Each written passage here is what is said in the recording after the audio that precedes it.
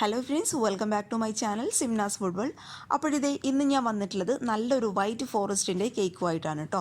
അപ്പോൾ ഈ ഒരു കേക്കിൻ്റെ പ്രത്യേകത എന്താണെന്ന് വെച്ചാൽ ഇത് നമ്മൾ ചെയ്തെടുക്കുന്നത് ഓവനോ ബീറ്ററോ ഒന്നും ഉപയോഗിക്കാതെ നമ്മുടെ വീടുകളിലെ കുക്കറും മിക്സി ഉപയോഗിച്ചിട്ടാണ് നമ്മളിത് ചെയ്തെടുക്കുന്നത്. അപ്പോൾ പെട്ടെന്ന് ചേരുവകളെല്ലാം നമ്മുടെ മിക്സിയിലിട്ടൊന്ന് അടിച്ചെടുത്ത് കുക്കറിലാണ് കേട്ടോ ഈ കേക്ക് നമ്മൾ ചെയ്തെടുക്കുന്നത്. അപ്പോൾ എല്ലാവരും ഒന്ന് കണ്ടു നോക്കുക. വൈറ്റ് ഫോറസ്റ്റ് കേക്കൊക്കെ എല്ലാവർക്കും ഇഷ്ടമാണെന്ന് എനിക്കറിയാം. കണ്ടു നോക്കിയിട്ട് നിങ്ങളുടെ അഭിപ്രായങ്ങൾ അറിയിക്കുക. അതുപോലെ വീഡിയോ കണ്ട് ഇഷ്ടപ്പെട്ടാൽ തീർച്ചയായിട്ടും ട്രൈ ചെയ്ത് നോക്കിയിട്ട് അഭിപ്രായങ്ങൾ അറിയിക്കുക കേട്ടോ. അപ്പോൾ നമുക്ക് പെട്ടെന്ന് തന്നെ ഈ വൈറ്റ് ഫോറസ്റ്റ് കേക്ക് വീട്ടിലുള്ള മിക്സിയും കുക്കറും മാത്രം ഉപയോഗിച്ചിട്ട് എങ്ങനെ തയ്യാറാക്കുന്നു ഈ കേക്ക് റെഡിയാക്കാനായിട്ട് ഞാനിപ്പോൾ ഇവിടെ എടുത്തിട്ടുള്ളത് 1 കപ്പ് മൈദയാണ്. അപ്പോൾ 1 കപ്പ് എന്ന് പറയുന്നത് 250 ml കപ്പ് കേട്ടോ. അപ്പോൾ ആ ഒരു കപ്പിൽ മൈദ നിറയെ എടുത്തിട്ടില്ല, ഇങ്ങനെ വടിച്ചെടുത്തതായിരിക്കണം കേട്ടോ.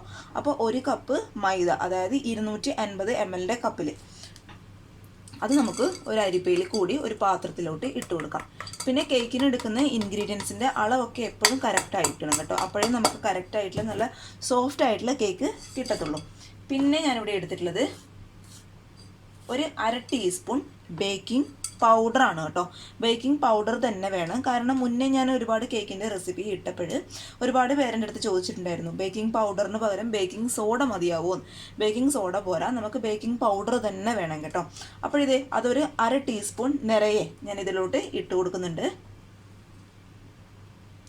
പിന്നെ ഈ കേക്കിന് ആവശ്യമായിട്ടുള്ള ഒരു നുള്ളു ഉപ്പും കൂടി നമുക്ക് ഈ അരിപ്പയിലോട്ട് ഇട്ട് കൊടുക്കാം.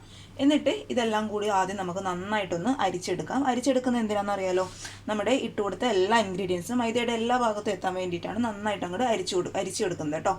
അപ്പോൾ ഇത് ആദ്യം നമുക്ക് ഒന്ന് അരിച്ചെടുക്കാം. ഒരു 3-4 തവണ അരിച്ചെടുക്കുകയാണെങ്കിൽ കൂടുതൽ നല്ലതായിരിക്കും കേട്ടോ. അപ്പോൾ ഞാനിത് എന്തായാലും ഒരു 3 പ്രാവശ്യം അരിച്ചെടുക്കുന്നുണ്ട്.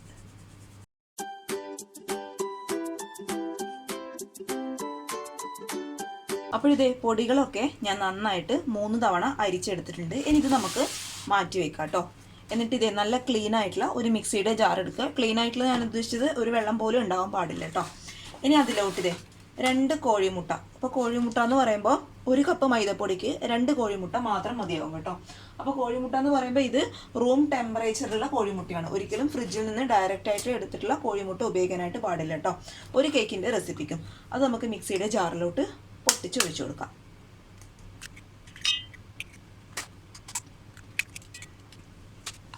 ഇനി 2 കോഴിമുട്ടയും മിക്സിയുടെ ജാറിലിട്ട് നമുക്ക് ആദ്യം നന്നായിട്ടൊന്ന് അടിച്ചെടുക്കണം. ഞാൻ മുട്ട നന്നായിട്ട് മിക്സിയുടെ ജാറിലിട്ട് അടിച്ചെടുത്തിട്ടുണ്ട്. ഇനി നമുക്ക് ഇതിലോട്ട് ചേർത്ത് കൊടുക്കേണ്ടത് ഈ കേക്കിന് ആവശ്യമായിട്ടുള്ള പഞ്ചസാരയാണ്. അപ്പോൾ പഞ്ചസാര എന്ന് പറയുമ്പോൾ 1/4 കപ്പ് പഞ്ചസാരയാണ് ഇട്ടുള്ളത്. അപ്പോൾ നമ്മൾ ഏത് കപ്പിലാണോ മൈദ എടുത്തത് അതേ സെയിം കപ്പിൽ 1/4 കപ്പ് പൊടിച്ച പഞ്ചസാര. അപ്പോൾ പൊടിച്ച പഞ്ചസാര എന്നുള്ളത് നിങ്ങൾ കേട്ടിട്ട് പേടിക്കണ്ട, സാധാരണ പഞ്ചസാര മിക്സിയുടെ ജാറിലിട്ട് പൊടിച്ചെടുത്ത് കേട്ടോ. ഇത് അങ്ങനെയുള്ള പഞ്ചസാര 1/4 കപ്പ് അത് നമുക്ക് മിക്സിയുടെ ജാറിലിട്ട് നന്നായിട്ടൊന്ന് പൊടിച്ചെടുക്കണം. അതായത് നമ്മുടെ മുട്ടയും ഈ പഞ്ചസാരയും കൂടി ആദ്യം നന്നായിട്ടൊന്ന് അടിച്ചെടുക്കണം കേട്ടോ. പഞ്ചസാരയും മുട്ടയും ഞാൻ നന്നായിട്ട് അടിച്ചെടുത്തിട്ടുണ്ട്. ഇനി ഇതേ മിക്സിയുടെ സെയിം ജാറിൽ തന്നെ നമുക്കിതിലോട്ട് ഒഴിച്ചു കൊടുക്കേണ്ടത് ഒരു 1/4 കപ്പ്, അതായത് നമ്മൾ മൈദ എടുത്ത അതേ സെയിം കപ്പിൽ 1/4 കപ്പ് സൺഫ്ലവർ ഓയിലാണ് കേട്ടോ. അപ്പോൾ ഏത് വെജിറ്റബിൾ ഓയിൽ വേണമെങ്കിലും നിങ്ങൾക്ക് ഉപയോഗിക്കാം. അപ്പോൾ ഓയിലിന് പകരമായിട്ട് ബട്ടർ ആണെങ്കിൽ ബട്ടർ ഉപയോഗിക്കാം കേട്ടോ. അപ്പോൾ ഇതേ ഒരു 1/4 കപ്പ് ഓയിൽ ഞാൻ ഇതിലോട്ട് ഒഴിച്ചു കൊടുത്തിട്ടുണ്ട്. ഇനി ഇത് നമുക്ക് നന്നായിട്ടൊന്ന് അടിച്ചെടുക്കാം. അപ്പോൾ ഓയിൽ അടിച്ചെടുത്തതിന് ശേഷം ഇനി ഞാൻ ഇതിലോട്ട് ചേർത്ത് കൊടുക്കാൻ പോകുന്നത് നമ്മുടെ മുട്ടയുടെ മണം ഒന്ന് ബാലൻസ് ആക്കി കിട്ടാൻ വേണ്ടിയിട്ട് ഒരു 1/2 ടീസ്പൂൺ മാത്രം വാനില എസൻസ്. അപ്പോൾ ഈ വാനില എസൻസ് ഇട്ടതിന് ശേഷം മിക്സിയുടെ ജാറിലിട്ട് നന്നായിട്ട് അടിച്ചെടുക്കണം. അപ്പോഴേ മുട്ടയുടെ മണം ഒന്ന് നമുക്ക് ബാലൻസ് ആയി കിട്ടത്തുള്ളൂ കേട്ടോ. പിന്നെ നിങ്ങളുടെ പ്രധാനമായിട്ട് എടുത്ത് പറയേണ്ട കാര്യം, ഞാനിങ്ങനെ ഓരോന്നായിട്ട് ഇട്ട് അടിച്ചെടുക്കുമ്പോൾ നിങ്ങൾ വിചാരിക്കും ഇതെല്ലാം കൂടി ഒരുമിച്ചിട്ടങ്ങ് അടിച്ചെടുത്താൽ പോലെ. കേക്കിൻ്റെ റെസിപ്പിയിൽ അങ്ങനെ ഒരിക്കലും ചെയ്യാൻ പാടില്ല, നമ്മുടെ കേക്ക് അങ്ങ് ഹാർഡായി പോകും കേട്ടോ. അതുകൊണ്ട് 1 by 1 ആയിട്ട് ഇട്ടിട്ട് തന്നെ അടിച്ചെടുക്കണം. അപ്പോൾ ഇതും കൂടി നമുക്ക് നന്നായിട്ടൊന്ന് അടിച്ചെടുക്കാം. അപ്പോഴിതേ ഇനി ഇതെല്ലാം കൂടി നമുക്ക് ഒരു ബൗളിലോട്ട് മാറ്റി കൊടുക്കാം. അപ്പോൾ ബൗളിലോട്ട് മാറ്റി കൊടുത്തതിന് ശേഷം നമ്മൾ നേരത്തെ മൈദ അതുപോലെ ബേക്കിംഗ് പൗഡറൊക്കെ അരിച്ചെടുത്ത് ആ ഒരു മിക്സ് കുറച്ചായിട്ട് ഈ ഒരു മിക്സിയിലോട്ട് ഇട്ട് കൊടുക്കാം കേട്ടോ. ഒരുമിച്ചിട്ട് എടുക്കാൻ പാടില്ല, കുറച്ചായിട്ട് ഇട്ട് ഒന്ന് മിക്സ് ചെയ്ത് കൊടുക്കുക. പിന്നെ മിക്സ് ചെയ്യുമ്പോൾ ശ്രദ്ധിക്കേണ്ട കാര്യം, ഒരുപാട് ബലം പ്രയോഗിച്ച് മിക്സ് ചെയ്യാനായിട്ട് പാടില്ല കേട്ടോ. എന്തായാലും ജസ്റ്റ് ഒന്ന് ഫോൾഡ് ചെയ്ത് എടുക്കാമെന്നാണ് ഇതിന് പറയുക കേട്ടോ. ഒന്ന് ഫോൾഡ് ചെയ്ത് എടുക്കുക. പിന്നെ ഇത് 2 സൈഡിലോട്ട് ഇട്ട് കറക്കാനായിട്ട് പാടില്ല. ഇങ്ങനെ അങ്ങ് ചെയ്ത് കൊടുത്താൽ മതി. അപ്പോൾ കറക്റ്റായിട്ട് അങ്ങോട്ട് മിക്സ് ആയിക്കോളും.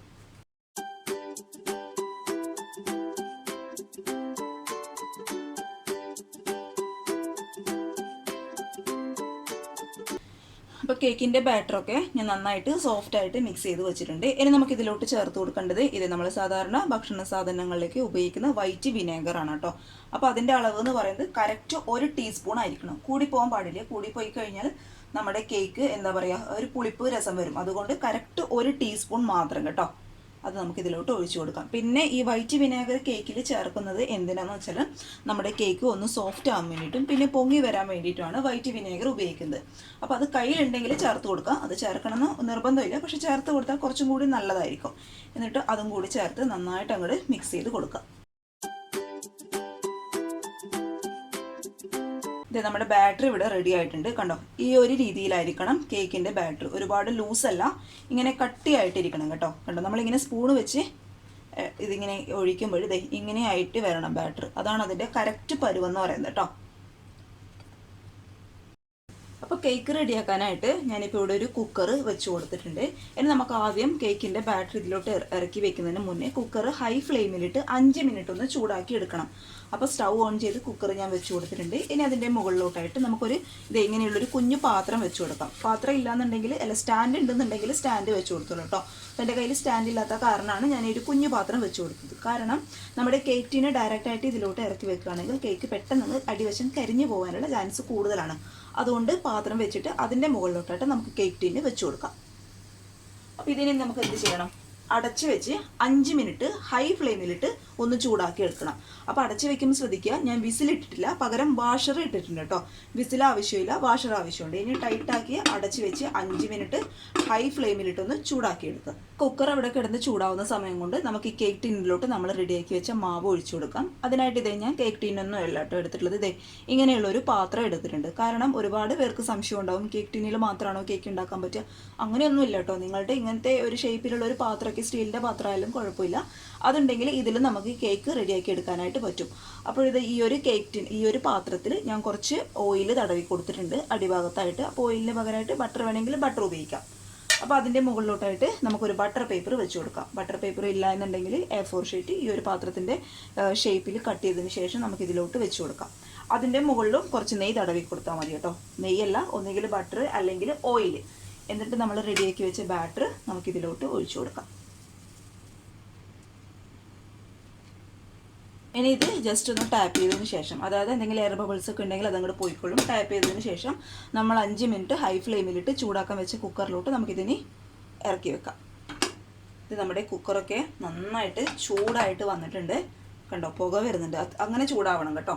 ഇനി നമ്മൾ ഇതേ എടുത്തു വെച്ച കേക്കിൻ്റെ ബാറ്റർ നമുക്കിതിലോട്ട് ഇറക്കി വെക്കാം. അപ്പോൾ അതൊക്കെ കൈയൊന്നും പൊളിക്കാതെ സൂക്ഷിച്ച് വെക്കാം കേട്ടോ. എന്നിട്ട് ഇത് അടച്ച് വെച്ച് 5 മിനിറ്റ് ഹൈ ഫ്ലെയിമിലിട്ട് ഒന്ന് ചൂടാക്കി എടുക്കുക. കാരണം നമ്മുടെ മാവ് ഒന്ന് സെറ്റായിട്ട് വരാൻ വേണ്ടിയിട്ട് കേട്ടോ. അതിനുശേഷം ഏറ്റവും ലോ ഫ്ലെയിമിലിട്ട് കറക്റ്റ് 35 മിനിറ്റ്.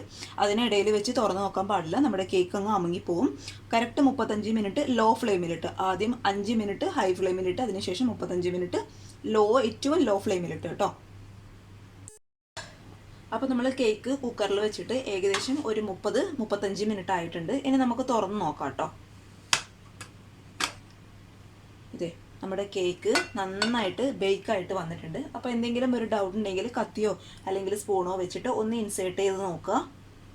ഇതേ നല്ല ക്ലിയർ ആയിട്ട് വരുന്നുണ്ട് എന്നുണ്ടെങ്കിൽ കേക്ക് വെന്തിട്ടുണ്ട് എന്നാണ് കേട്ടോ അർത്ഥം. അപ്പോൾ നമുക്ക് ഈ കേക്കിന് ചൂടാറാനായിട്ട് മാറ്റി വയ്ക്കാം.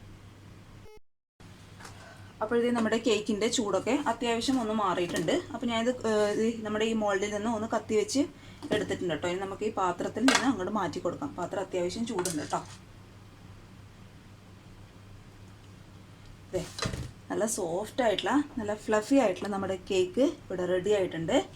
ഇനി നമുക്ക് ഈ ബട്ടർ പേപ്പർ പതുക്കെ അങ്ങോട്ട് മാറ്റി കൊടുക്കാം. കണ്ടോ, കേക്കിൻ്റെ അടിവശമൊന്നും ഒട്ടും കരിഞ്ഞിട്ടില്ല. പാത്രത്തിൻ്റെ ഉൾഭാഗം ഞാൻ കാണിച്ചു തരാം. കണ്ടോ, അത്രയും സോഫ്റ്റ് ആയിട്ടുള്ള കേക്കാട്ടോ, ഒരു രക്ഷയില്ല. കണ്ടോ, നല്ല സോഫ്റ്റ് ആയിട്ടുള്ള കേക്കാണ്. അപ്പോൾ ഇത് ഇങ്ങനെ തന്നെ കഴിക്കാനായിട്ട് നല്ല ടേസ്റ്റ് ആയിരിക്കും. പക്ഷെ നമുക്ക് എന്ത് ചെയ്യണം, ഇതിനെ വൈറ്റ് ഫോറസ്റ്റ് ആക്കി കേക്കാക്കി മാറ്റിയെടുക്കാനായിട്ട് നമുക്ക് ഇതിന് മുകളിലിട്ട് ഐസിങ് ചെയ്യണം. അപ്പോൾ അതിനായിട്ട് നമുക്ക് ഈ കേക്ക് ആദ്യം ഒന്ന് തണുപ്പിച്ചെടുക്കണം. അപ്പോൾ ഇത് ഇങ്ങനെ തന്നെ നമുക്കൊന്ന് ഫ്രിഡ്ജിൽ വെച്ചിട്ട് വരാം. അപ്പോൾ അരമണിക്കൂർ കൊണ്ട് ഈ കേക്ക് നന്നായിട്ട് അങ്ങോട്ട് തണുക്കും കേട്ടോ. നമുക്ക് ഈ കേക്കിന് ആവശ്യമായിട്ടുള്ള ഷുഗർ സിറപ്പ് ഒന്ന് റെഡിയാക്കി എടുക്കണം. അതിനായിട്ട് ഇതേ ഒരു 1/2 കപ്പ് പഞ്ചസാര നമുക്ക് ഈ ഒരു പാത്രത്തിലോട്ട് ഇട്ട് കൊടുക്കാം. ഇനി ഇതേ ഒരു 1/2 കപ്പ് സാധാരണ വെള്ളം കൂടി നമുക്കിതിലോട്ട് ഒഴിച്ചു കൊടുക്കാം. ഈ ഷുഗർ സിറപ്പ് എന്ന് പറയുന്നത് സാധാരണ നമ്മൾ തിളച്ച് നൂൽ പരിവാവേണ്ട ആവശ്യമൊന്നുമില്ല കേട്ടോ. ജസ്റ്റ് നമ്മൾ ഒഴിച്ചു കൊടുത്ത വെള്ളത്തിൽ ആ പഞ്ചസാര ഒന്ന് അലിഞ്ഞ് വെള്ളം ഇതുപോലെ ഒന്ന് തിളക്കണം, അതിൻ്റെ ആവശ്യം മാത്രമേ ഉള്ളൂ. അതിനുശേഷം നമുക്ക് സ്റ്റൗ അങ്ങോട്ട് ഓഫ് ചെയ്യാം. നൂൽപ്പരുവൊക്കെ ആയിക്കഴിഞ്ഞാൽ നമ്മുടെ പഞ്ചസാരയ്ക്ക് ഒരുപാട് ആ ഒരു ഷുഗർ സിറപ്പിന് ഒരുപാട് അങ്ങ് കട്ടിയായി പോകും. അതിൻ്റെ ആവശ്യമില്ല. ഈ ഒരു രീതിയിലാണ് നമുക്ക് ഷുഗർ സിറപ്പ് റെഡിയാക്കി എടുക്കേണ്ടത് കേട്ടോ. അപ്പോൾ ഇത് നമുക്ക് എന്ത് ചെയ്യണം, ഒന്ന് ചൂടാറിയതിന് ശേഷം ഫ്രിഡ്ജിൻ്റെ സാധാരണ റാക്ക് തന്നെ വെച്ചിട്ട് കേക്കിനോടൊപ്പം ഒന്ന് തണുപ്പിച്ചെടുക്കണം. അപ്പോൾ കേക്ക് ഒന്ന് തണുക്കുന്ന സമയം കൊണ്ട് നമുക്ക് ഇതിനാവശ്യമായിട്ടുള്ള വിപ്പിംഗ് ക്രീം ഒന്ന് റെഡിയാക്കി എടുക്കാം. അതിനായിട്ട് ഞാനിപ്പോൾ ഇവിടെ എടുത്തിട്ടുള്ളത് ഇതൊരു വിപ്പിംഗ് ക്രീം പാക്കറ്റിൽ വാങ്ങിച്ചെടുത്തിട്ടുണ്ട്.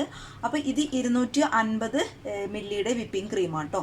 അപ്പോൾ ഇത് നന്നായിട്ട് തണുപ്പിച്ചെടുക്കണം. അപ്പോഴേ നമുക്ക് മിക്സിയിലിട്ട് അടിച്ചെടുക്കുമ്പോൾ ഇത് പെട്ടെന്ന് അങ്ങ് സെറ്റായി കിട്ടും. അപ്പോൾ ഇത് നന്നായിട്ട് തണുപ്പിച്ചെടുത്ത വിപ്പിംഗ് ക്രീമാണ് കേട്ടോ ഇത്.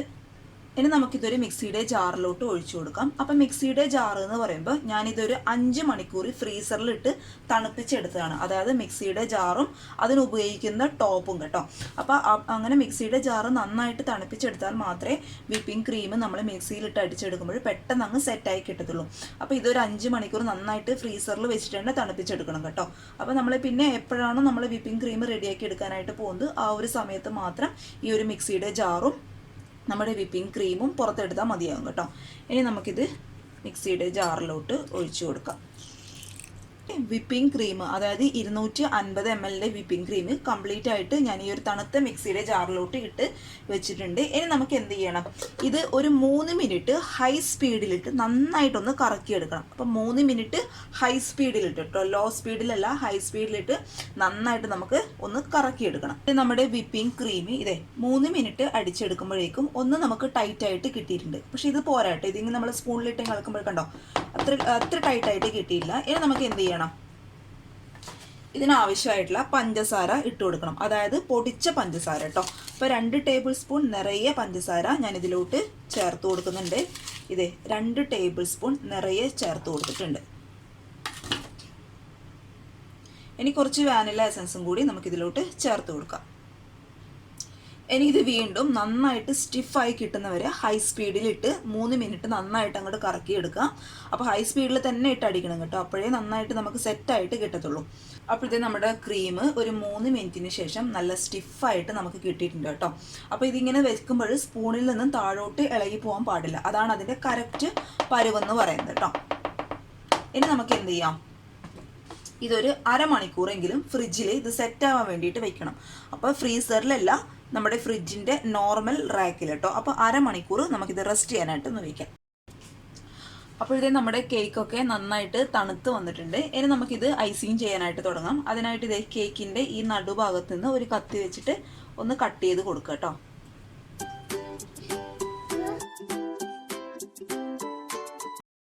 കേക്ക് കട്ട് ചെയ്തതിന് ശേഷം ഞാനിത് ഇങ്ങനെയുള്ളൊരു ബോർഡ് എടുത്തിട്ടുണ്ട്, കേക്കിൻ്റെ ബോർഡ് എടുത്തിട്ടുണ്ട്. അപ്പോൾ ഇങ്ങനെയുള്ള ഒരു ബോർഡ് ഇല്ല എന്നുണ്ടെങ്കിൽ സാധാരണ പ്ലേറ്റ് എടുത്താലും മതിയാവും കേട്ടോ.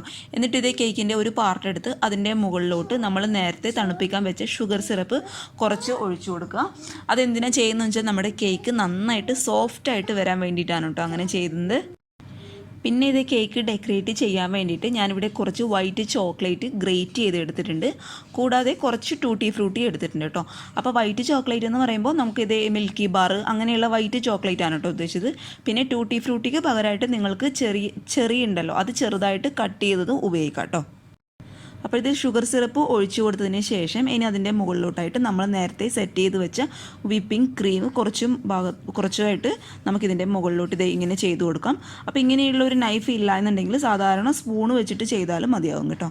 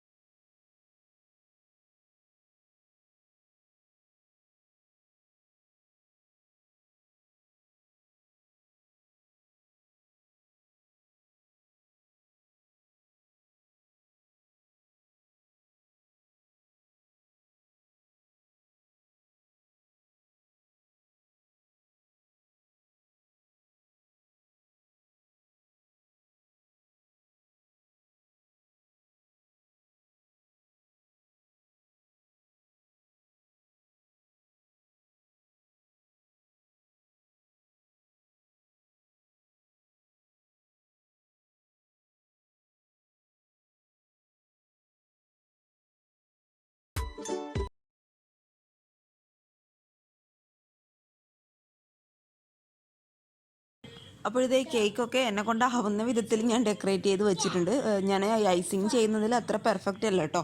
പിന്നെ കൂടാതെ എനിക്ക് എന്താ പറയുക, ഡെക്കറേറ്റ് ചെയ്യാനൊന്നും കൂടുതൽ അറിയില്ല. അപ്പോൾ നിങ്ങളുടെ കഴിവിനനുസരിച്ചിട്ട് അതൊന്ന് ഡെക്കറേറ്റ് ചെയ്ത് കൊടുക്കുക. അതുപോലെ വിപ്പിംഗ് ക്രീമൊക്കെ പൈപ്പിംഗ് ബാഗിലാക്കിയിട്ട് നിങ്ങളുടെ ഇഷ്ടപ്പെട്ട നോസിലിൻ്റെ ഡിസൈൻ ഏതാണോ അത് ഉപയോഗിച്ചിട്ടൊന്ന് ഡെക്കറേറ്റ് ചെയ്ത് കൊടുക്കുക കേട്ടോ. നിങ്ങളുടെ ഇഷ്ടം പോലെ ചെയ്യാം. എന്നിട്ട് ഇത് ഒരു അരമണിക്കൂറെങ്കിലും ഫ്രിഡ്ജിൻ്റെ നോർമൽ റാക്കിൽ വെച്ചിട്ട് ഒന്ന് തണുപ്പിച്ചെടുക്കുക. അപ്പോഴാണ് കേക്ക് കറക്റ്റായിട്ട് സെറ്റായിട്ട് വരത്തുള്ളൂ കേട്ടോ. അപ്പോൾ നമുക്കൊന്ന് തണുപ്പിച്ചെടുക്കാം. അപ്പോൾ ഇത് നമ്മുടെ കേക്കൊക്കെ നന്നായിട്ട് തണുത്തിട്ടിട്ട് നമുക്ക് കട്ട് ചെയ്ത് ഉപയോഗിക്കാം കേട്ടോ. നല്ല സോഫ്റ്റ് ആയിട്ടുള്ള കേക്കാണ്. അപ്പോൾ തണുത്തിട്ട് കൂടി കഴിക്കുമ്പോഴാണ് ഷുഗർ സിറപ്പിൻ്റെ ആ ഒരു ടേസ്റ്റ് ഉണ്ടല്ലോ, അതൊക്കെ കറക്റ്റായിട്ട് ഇങ്ങോട്ട് വരത്തുള്ളൂ. പിന്നെ ക്രീമൊക്കെ കൂട്ടി കഴിക്കുമ്പോഴും അതുപോലെ വൈറ്റ് ചോക്ലേറ്റൊക്കെ നമ്മൾ ഇട്ട് കൊടുത്തിട്ടുണ്ടല്ലോ, അപ്പോൾ അതൊക്കെ ഇടുമ്പോഴും ഒരു പ്രത്യേക ടേസ്റ്റ് ആട്ടോ കേക്ക് കഴിക്കാനായിട്ട്. അപ്പോൾ എല്ലാവരും ഒന്ന് ട്രൈ ചെയ്ത് നോക്കാം. നമുക്ക് എളുപ്പത്തിൽ റെഡിയാക്കി എടുക്കാൻ പറ്റിയ നല്ലൊരു വൈറ്റ് ഫോറസ്റ്റിൻ്റെ കേക്കാണ് കേട്ടോ. അപ്പോൾ മിക്സിയും കുക്കറും ഒക്കെ എല്ലാവരുടെ അടുത്തും ഉള്ള സാധനമാണ്. അത് വെച്ചിട്ട് പെട്ടെന്ന് റെഡിയാക്കി എടുക്കാൻ പറ്റും നല്ലൊരു കേക്കിൻ്റെ റെസിപ്പി ആട്ടോ. അപ്പോൾ ട്രൈ ചെയ്ത് നോക്കിയിട്ട് നിങ്ങളുടെ അഭിപ്രായങ്ങളൊക്കെ അറിയിക്കുക. അതുപോലെ ചാനലിലെ വീഡിയോസൊക്കെ കണ്ട് ഇഷ്ടപ്പെടുകയാണെങ്കിൽ സബ്സ്ക്രൈബ് ചെയ്യാനും ലൈക്ക് ചെയ്യാനും അതുപോലെ ഷെയർ ചെയ്യാനും മറക്കരുത്. അടുത്തൊരു നല്ല വീഡിയോ ആയിട്ട് കാണും വരെ thank you for watching Simnas food world. By.